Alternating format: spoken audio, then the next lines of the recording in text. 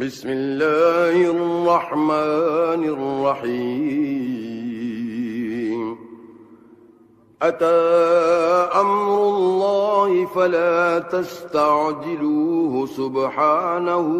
وتعالى عما يشركون ينزل الملائكة بالروح من أمره على من يشاء من عباده أن أنذروا أنه لا إله إلا أنا فاتقون خلق السماوات والأرض بالحق تعالى عما يشركون خلق الإنسان من نطفة فإذا هو خصيم مبين والأنعام خلقها لكم فيها دفء ومنافع ومنها تأكلون ولكم فيها جمال حين تريحون وحين تسرحون وتحمل أثقالكم إلى بلد لم تكونوا بالغيه إلا بشق الأنفس إن ربكم لرؤوف رحيم والخيل والبغال والحمير لتركبوها وزينة ويخلق ما لا تعلمون وعلى الله قصد السبيل ومنها جائر ولو شاء لهداكم أجمعين هو الذي أنزل من السماء ماء لكم منه شراب ومنه شجر فيه تسيمون ينبت لكم به الزرع والزيتون والنخيل والأعناب ومن كل الثمرات إن في ذلك لآية لقوم يتفكرون وسخر لكم الليل والنهار والشمس والقمر والنجوم مسخرات بأمره إن في ذلك لآيات لقوم يعقلون وما ذرأ لكم في الأرض مختلفا ألوانه إن في ذلك لآية لقوم يذكرون وهو الذي سخر البحر لتأكلوا منه لحما طريا وتستخرجوا منه حلية تلبسونها وترى الفلك مواخر فيه ولتبتغوا من فضله ولعلكم تشكرون وألقى في الأرض رواسي أن تميد بكم وأنهارا وسبلا لعلكم تهتدون وعلامات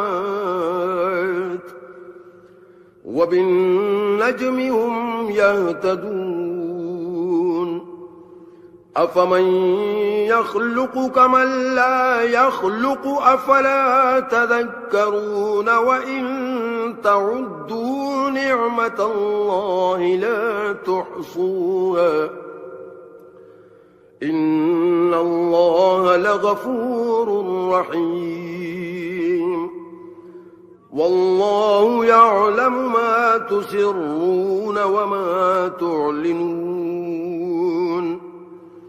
والذين يدعون من دون الله لا يخلقون شيئا وهم يخلقون أموات غير أحياء وما يشعرون أيان يبعثون إلهكم إله واحد فالذين لا يؤمنون بالآخرة قلوبهم منكرة وهم مستكبرون لا جرم أن الله يعلم ما يسرون وما يعلنون إنه لا يحب المستكبرين وإذا قيل لهم ماذا أنزل ربكم قالوا أساطير الأولين ليحملوا أوزارهم كاملة يوم القيامة ومن أوزار الذين يضلونهم بغير علم ألا ساء ما يزرون قد مكر الذين من قبلهم فأتى الله بنيانهم من القواعد فخر عليهم السقف من فوقهم وأتاهم العذاب من حيث لا يشعرون ثم يوم القيامة يخزيهم ويقول أين شركائي الذين كنتم تشاقون فيهم قال الذين أوتوا العلم إن الخزي اليوم والسوء على الكافرين الذين تتوفاهم الملائكة ظالمي أنفسهم فألقوا السلم ما كنا نعمل من سوء بلى إن الله عليم بما كنتم تعملون فادخلوا أبواب جهنم خالدين فيها فلبئس مثوى المتكبرين وقيل للذين اتقوا ماذا أنزل ربكم قالوا خيرا للذين أحسنوا في هذه الدنيا حسنة ولدار الآخرة خير ولنعم دار المتقين جنات عدن يدخلونها تجري من تحتها الأنهار لهم فيها ما يشاءون كذلك يجزي الله المتقين الذين تتوفاهم الملائكة طيبين يقولون سلام عليكم ادخلوا الجنة بما كنتم تعملون هل ينظرون إلا أن تأتيهم الملائكة أو يأتي أمر ربك كذلك فعل الذين من قبلهم وما ظلمهم الله ولكن كانوا أنفسهم يظلمون فأصابهم سيئات ما عملوا وحاق بهم ما كانوا به يستهزئون وقال الذين أشركوا لو شاء الله ما عبدنا من دونه من شيء نحن ولا آباؤنا ولا حرمنا من دونه من شيء كذلك فعل الذين من قبلهم فهل على الرسل إلا البلاغ المبين ولقد بعثنا في كل أمة رسولا أن اعبدوا الله واجتنبوا الطاغوت فمنهم من هدى الله ومنهم من حقت عليه الضلالة فسيروا في الأرض فانظروا كيف كان عاقبة المكذبين إن تحرص على هداهم فإن الله لا يهدي من يضل وما لهم من ناصرين وأقسموا بالله جهد أيمانهم لا يبعث الله من يموت بلى وعدا عليه حقا ولكن أكثر الناس لا يعلمون ليبين لهم الذي يختلفون فيه وليعلم الذين كفروا أنهم كانوا كاذبين إنما قولنا لشيء إذا أردناه أن نقول له كن فيكون والذين هاجروا في الله من بعد ما ظلموا لنبوئنهم في الدنيا حسنة ولأجر الآخرة أكبر لو كانوا يعلمون الذين صبروا وعلى ربهم يتوكلون وما أرسلنا من قبلك إلا رجالا نوحي إليهم فاسألوا أهل الذكر إن كنتم لا تعلمون بالبينات والزبر وأنزلنا إليك الذكر لتبين للناس ما نزل إليهم ولعلهم يتفكرون أفأمن الذين مكروا السيئات أن يخسف الله بهم الأرض أو يأتيهم العذاب من حيث لا يشعرون أو يأخذهم في تقلبهم فما هم بمعجزين أو يأخذهم على تخوف فإن ربكم لرؤوف رحيم أولم يروا إلى ما خلق الله من شيء يتفيأ ظلاله عن اليمين والشمائل سجدا لله وهم داخرون ولله يسجد ما في السماوات وما في الأرض من دابة والملائكة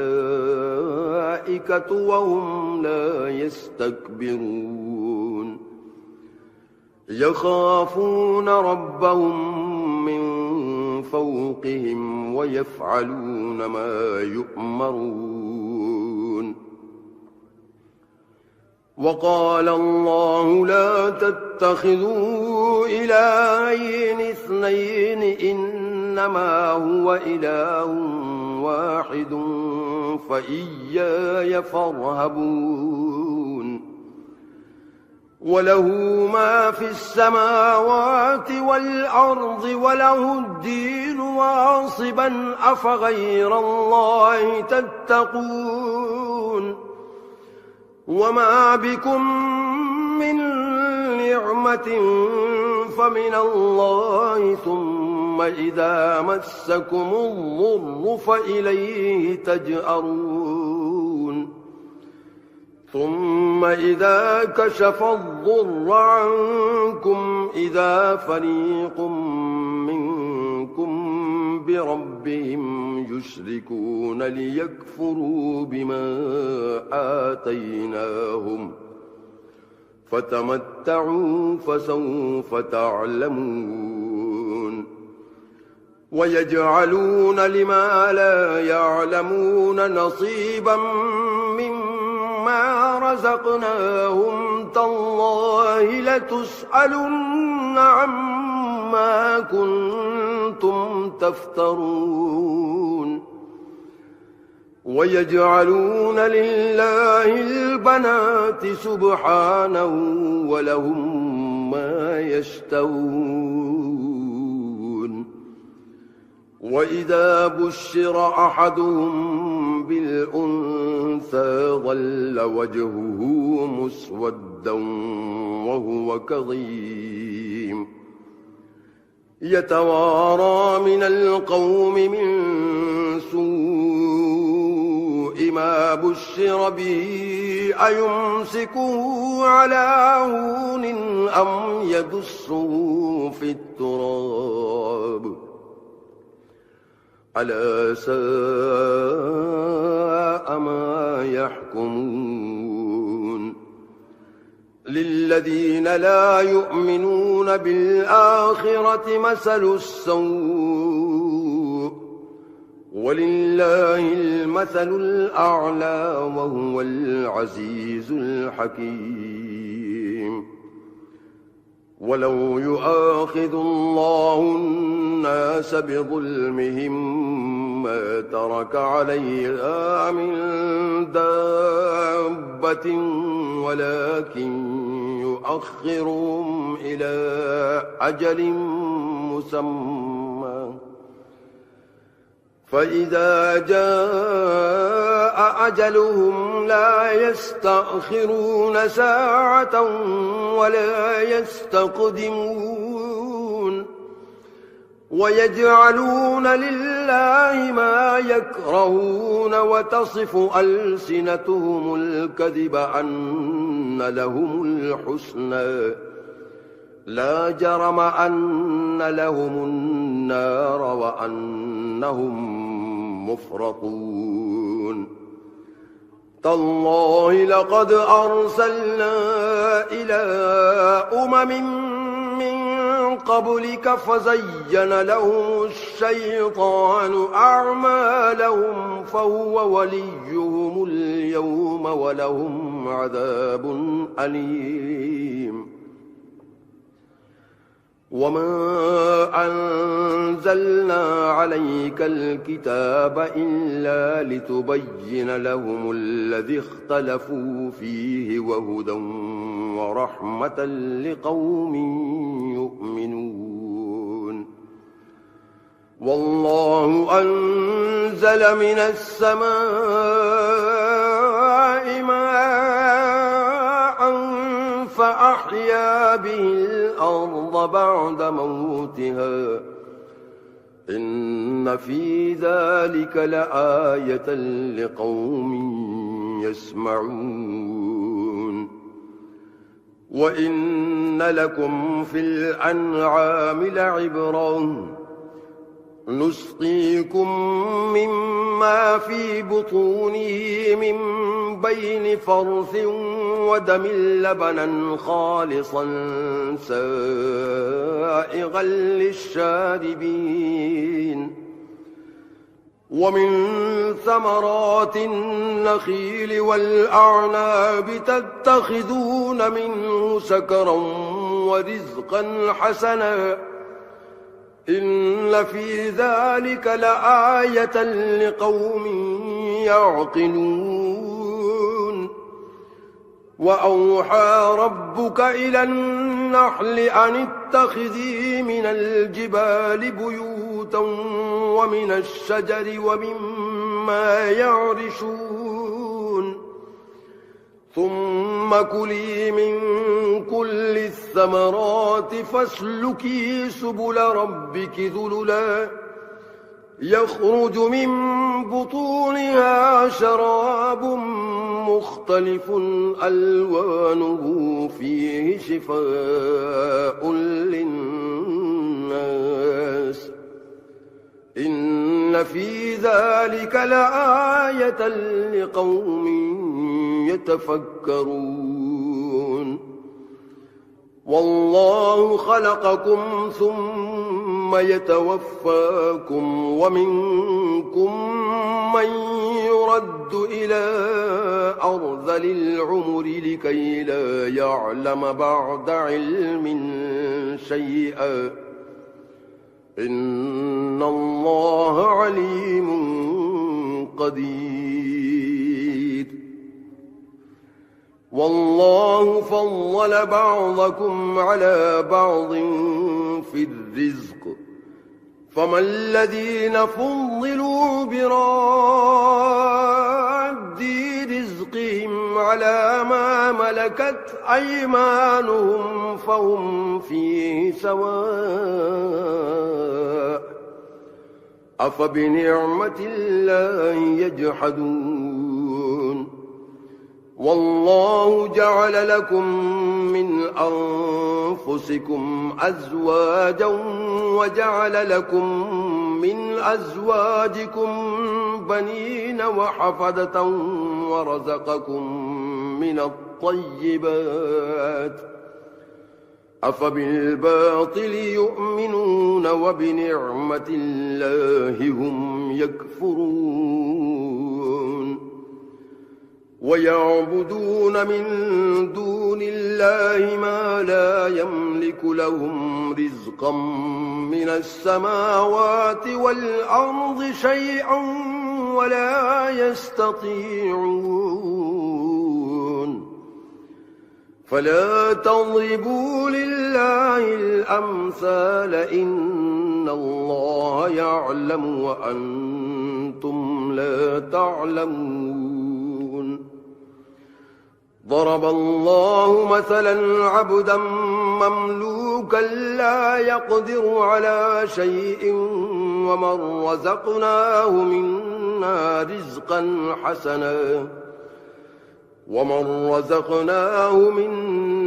رزقا حسنا فهو ينفق منه سرا وجهرا هل يستوون الحمد لله بل أكثرهم لا يعلمون وضرب الله مثلا رجلين أحدهما أبكم لا يقدر على شيء وهو كل على مولاه أينما يوجهه لا يأتي بخير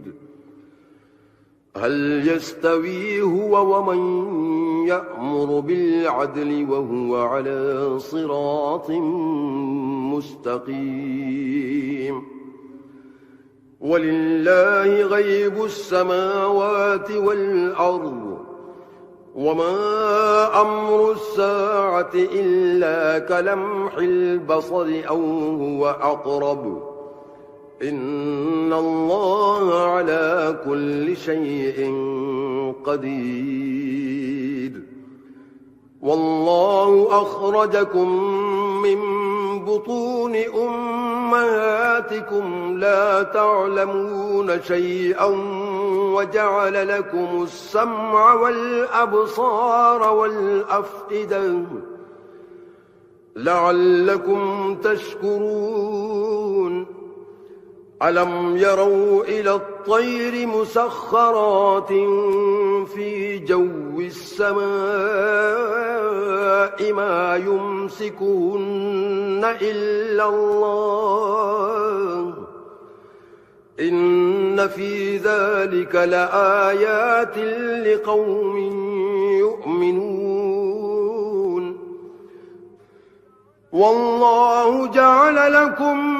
من بيوتكم سكنا وجعل لكم من جلود الأنعام بيوتا تستخفونها يوم ظعنكم ويوم إقامتكم ومن أصوافها وأوبارها وأشعارها أثاثا ومتاعا إلى حين والله جعل لكم مما خلق ظلالا وجعل لكم من الجبال أكنانا وجعل لكم سرابيل تقيكم الحر وسرابيل تقيكم بأسكم كذلك يتم نعمته عليكم لعلكم تسلمون فإن تولوا فإنما عليك البلاغ المبين يعرفون نعمة الله ثم ينكرونها وأكثرهم الكافرون ويوم نبعث من كل أمة شهيدا ثم لا يؤذن للذين كفروا ولا هم يستعتبون وإذا رأى الذين ظلموا العذاب فلا يخفف عنهم ولا هم ينظرون وإذا رأى الذين أشركوا شركاءهم قالوا ربنا هؤلاء شركاؤنا الذين كنا ندعو من دونك فألقوا إليهم القول إنكم لكاذبون وألقوا إلى الله يومئذ السلم وضل عنهم ما كانوا يفترون الذين كفروا وصدوا عن سبيل الله زدناهم عذابا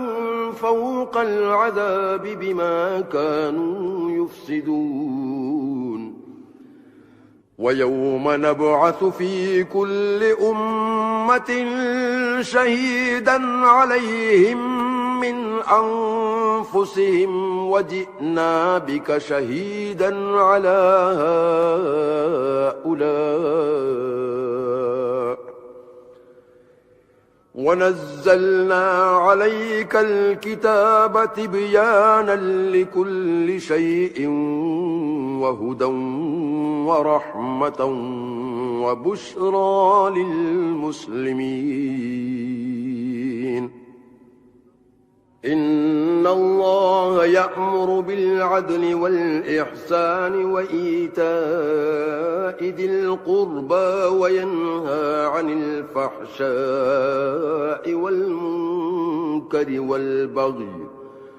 يعظكم لعلكم تذكرون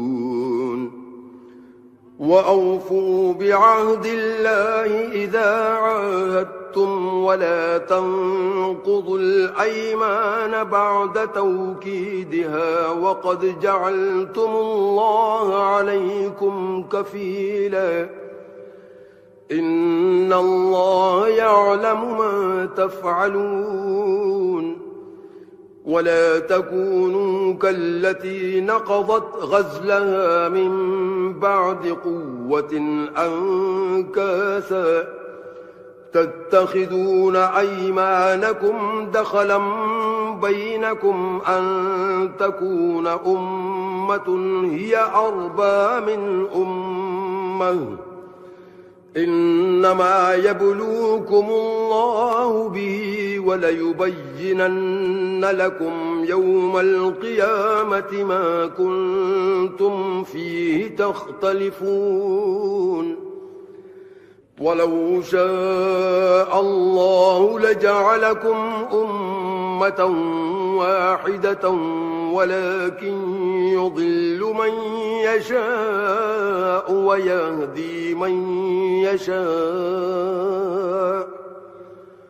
ولتسألن عما كنتم تعملون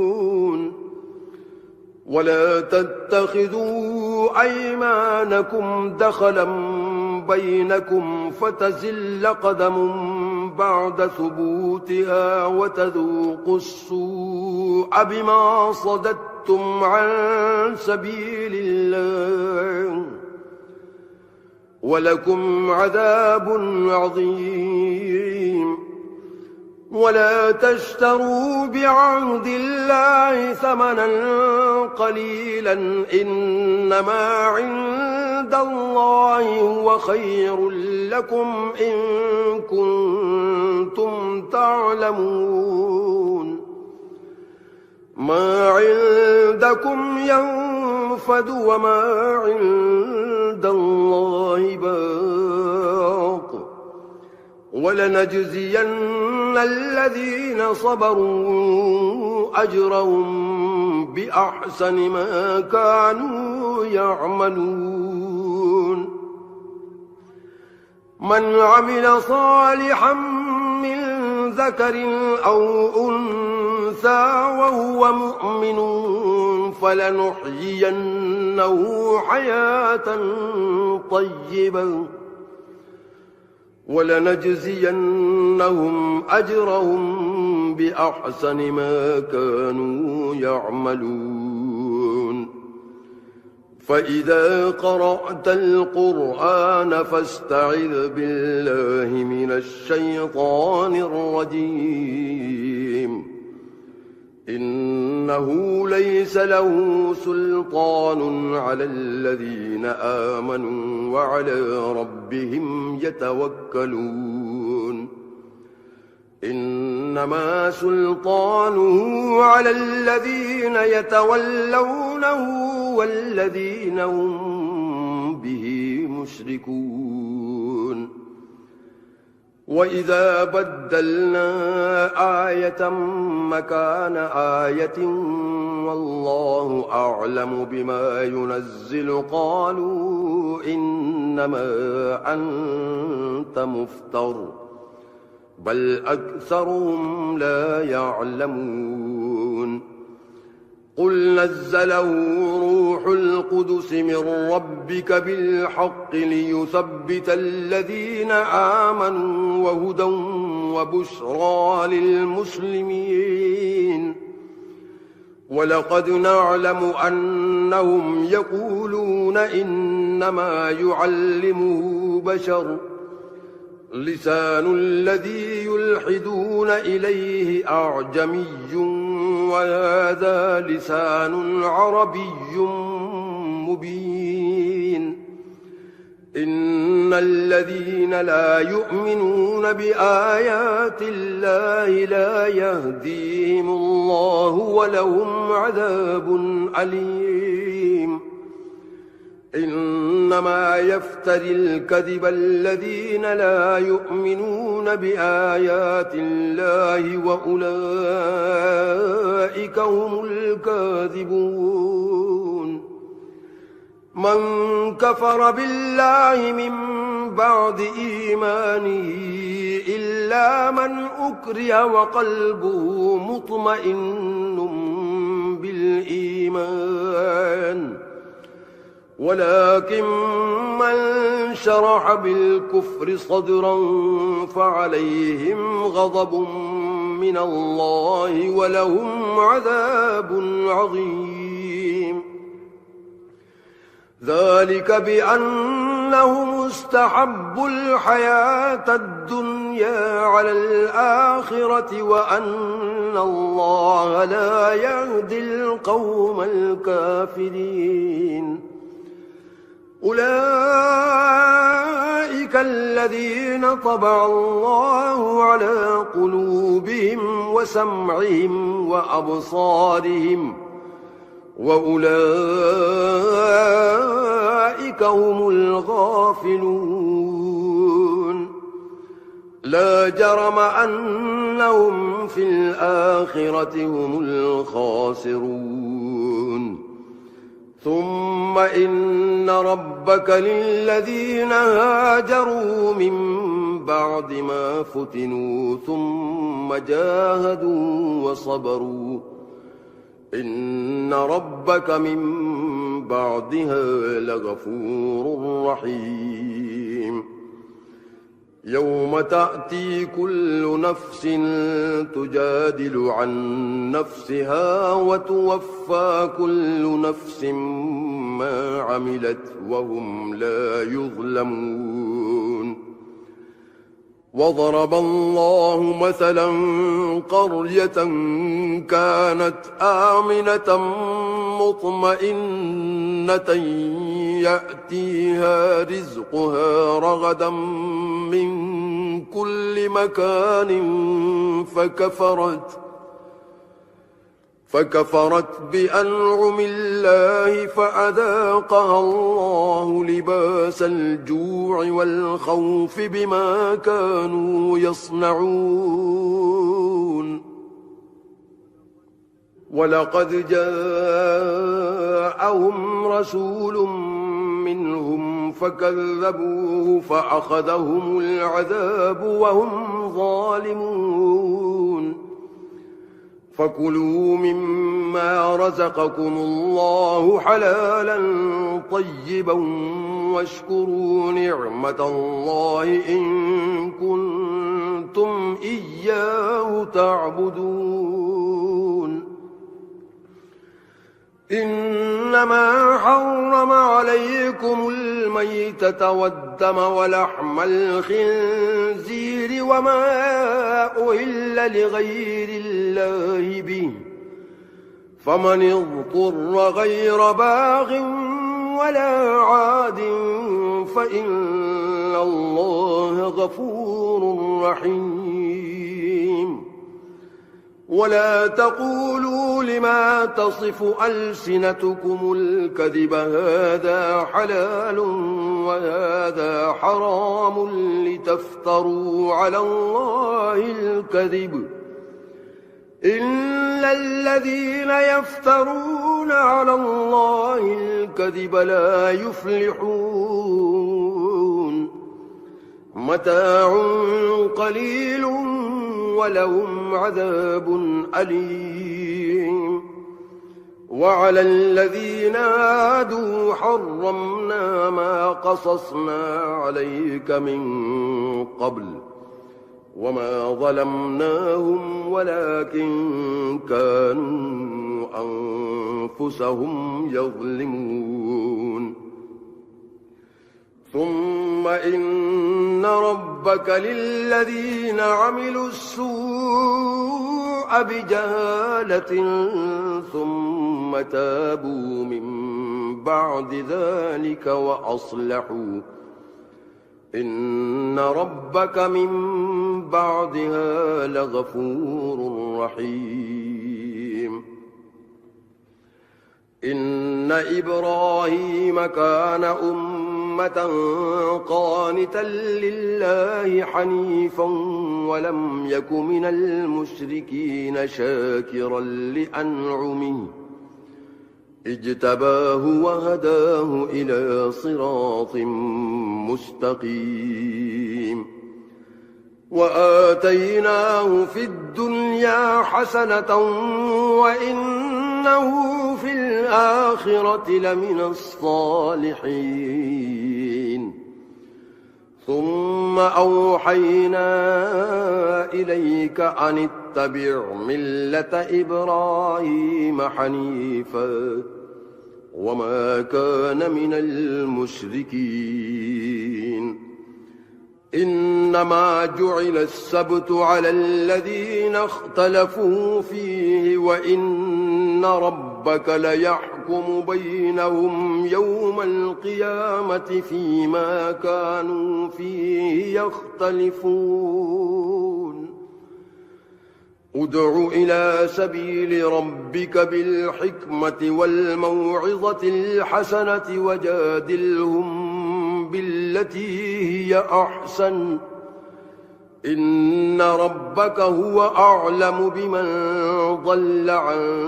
سبيله وهو أعلم بالمهتدين وإن عاقبتم فعاقبوا بمثل ما عوقبتم به ولئن صبرتم لهو خير للصابرين واصبر وما صبرك إلا بالله ولا تحزن عليهم ولا تك في ضيق مما يمكرون إن الله مع الذين اتقوا والذين هم محسنون